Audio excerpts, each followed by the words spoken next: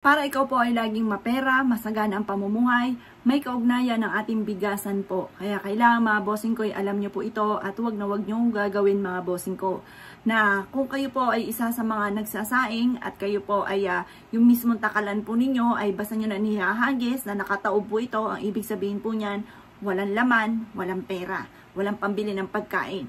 Dapat po, pagkatapos nyo po, mga bossing ko, na magsaing at yung takalan ay pagtapos yung magtakal ng inyo pong bigas, tatakalin nyo po muli at dapat ay nag-uumapaw po ito para laging maraming pagkain, marami lagi pong pera mga bossing, maraming pambili ng pagkain. Ganon din po mga bossing ko, dapat ang bigasan ay hindi nyo po hayaan na masisimot ang laman ng inyo pong bigasan. Dahil yan po mga bossing ko ay sumisimbolo ng kawalan ng pera. Halimbawa, ang inyong pong wallet ay kahit singkunduling ay hindi po natitirhan. Malas pong ibig sabihin niyan, wala nang magtatawag ng kasamahan po niya. Ganon din po sa bigas mga bossing. Kapag po ito'y nasisimutan ng inyo pong bigasan, ang dulot po niyan ay paghirap or kamalasan. Kaya dapat mga bossing ko, kung may mga ganyan kayong sitwasyon, ay babago-baguhin po ninyo. At dapat po itatapon or kaya po ang ibig sabihin ko, hindi nyo po itatapon yung bigas ha.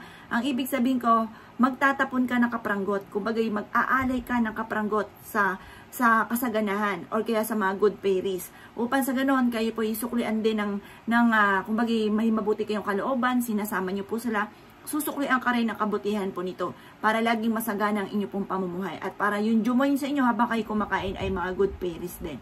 At kapag po naman, ikaw po ay nakapagsaing na at ang unang sandok sa inyo pong kanin, mas mainam para wala pong sumalong bad spirit ay kukrusan nyo po muna ang inyo pong bigas, ang inyo pong sinaing. Para po, pag kayo sumandok, kumbaga kayo po ay may proteksyon at walang sumalo ng mga bad spirit. Isa po yan sa mga sikreto mga bossing ko. At yun din po mga bossing ko, huwag nyong hahayaan na yung sa panandok mga bossing ko sa inyo pong rice cooker ay tinatakloban ng ganyan. Kumbaga may nakagaya, may nakakatang na ganyan, tapos yung pinakasandukan ay nasa loob mga bossing, tapos may natitirang konti dito, malas po yun mga bossing. Yung pa mga bossing ko, sinasabi nila na mabilis mapanis, ganun din po mga bossing ko, yung ba tipo na maaaring may makasalisi sa inyo ng mga bad spirit. Kaya dapat taklob na taklob siya at huwag nyong ipapasok na yung mismong sandukan mga bossing ko. Kung isasandok, dapat nasa loob na po siya at huwag pong may nakalutang pat may bukas pa ng konti ang inyo pong sinaingan mga bossing. Isa po yan sa mga sikreto. Ganoon din po, syempre mga bossing, huwag kang maglalagay sa mga wood na bigasan, huwag ka rin lalo na maglalagay sa mga plastic at huwag ka rin maglalagay sa metal.